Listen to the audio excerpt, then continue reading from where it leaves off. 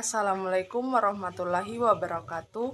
Perkenalkan, nama saya Baldavira, Stambuk A111200408, kelas A, Prodi Bahasa dan Sastra Indonesia, Fakultas Keguruan dan Ilmu Pendidikan Universitas Tadulako.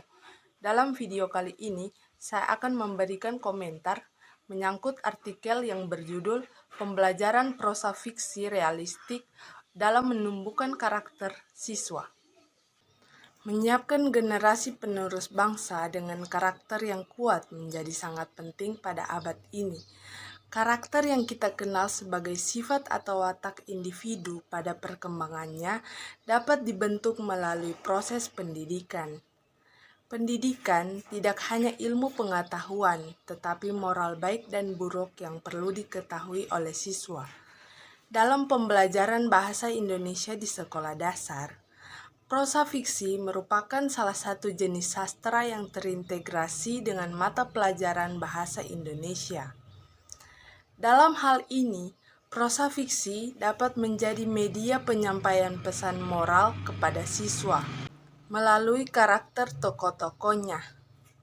Menumbuhkan karakter siswa melalui literasi sastra di sekolah perlu dikembangkan dengan menyediakan sarana bacaan yang dapat menarik minat siswa. Prosa fiksi realistik merupakan salah satu media literasi sastra.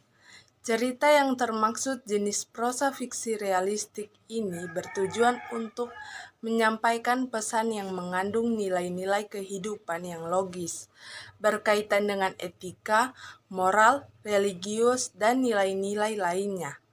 Oleh karena itu, prosa fiksi realistik dapat menjadi salah satu referensi bahan bacaan siswa di sekolah sebagai sumber pendidikan karakter.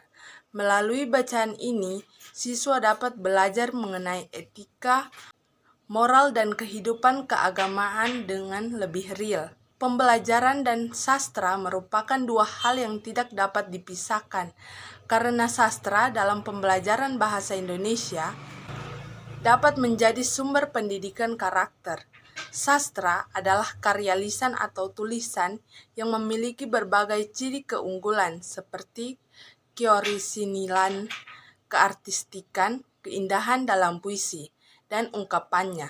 Sesuai dengan pengertian sastra, sastra adalah karya tulis yang bila dibandingkan dengan tulisan lain memiliki ciri-ciri keunggulan seperti keaslian, keartistikan, keindahan dalam isi, dan ungkapannya.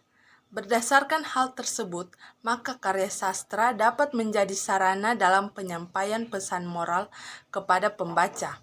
Sastra terdiri dari prosa, puisi, dan drama. Prosa dalam sastra merupakan karya naratif yang bersifat rekaan. Kejadian dalam prosa tidak benar-benar terjadi di dunia nyata.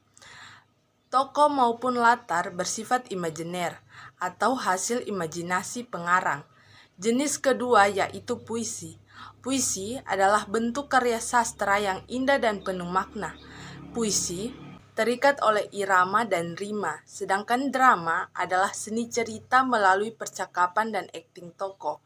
Ketiga jenis sastra tersebut terintegrasi pada keempat keterampilan berbahasa, yaitu menyimak, berbicara, membaca, dan menulis. Hal ini bertujuan agar siswa mampu mengapresiasi karya sastra serta memahami nilai-nilai kehidupan yang digambarkan melalui karakter atau watak tokoh dalam cerita. Prosa terdiri dari prosa fiksi dan non-fiksi. Prosa fiksi disebut juga sebagai cerita rekaan yang kebenarannya tidak dapat dibuktikan dalam dunia nyata. Sedangkan prosa non-fiksi, cerita bersifat faktual dan tokoh, peristiwa atau latar dapat dibuktikan di dunia nyata secara empiris. Adapun yang dimaksud dengan prosa fiksi realistik merupakan cerita fiksi yang menyampaikan nilai-nilai kehidupan yang bersifat logis seperti etika, sikap religi, dan nilai-nilai moral. Realistik itu sendiri merujuk pada kehidupan sehari-hari yang diangkat dalam bentuk cerita fiksi tersebut dapat menjadi contoh bagi pembacanya. Tujuan pendidikan nasional tersebut pada dasarnya adalah untuk menyiapkan generasi penerus bangsa tidak hanya cerdas, tetapi berakhlak mulia, memiliki kepribadian mantap, serta memiliki kecintaan pada bangsa dan negaranya. Adapun karakter yang tercantum dalam Kementerian Pendidikan Nasional Badan Penelitian dan Pengembangan Pusat Kurikulum 2010 meliputi 18 poin diantaranya: religi, jujur, toleransi, disiplin, kerja keras, kreatif, mandiri, demokratis, rasa ingin tahu, semangat kebangsaan, cinta tanah air, menghargai prestasi, bersahabat atau komunikatif, cinta damai, gemar membaca, peduli lingkungan, sikap peduli sosial, dan bertanggung jawab. Sekian dan terima kasih, itu saja yang bisa saya sampaikan. Mohon maaf apabila ada kesalahan kata dalam berucap. Akhir kata saya ucapkan wabillahi taufiq wal hidayah. Wassalamualaikum warahmatullahi wabarakatuh.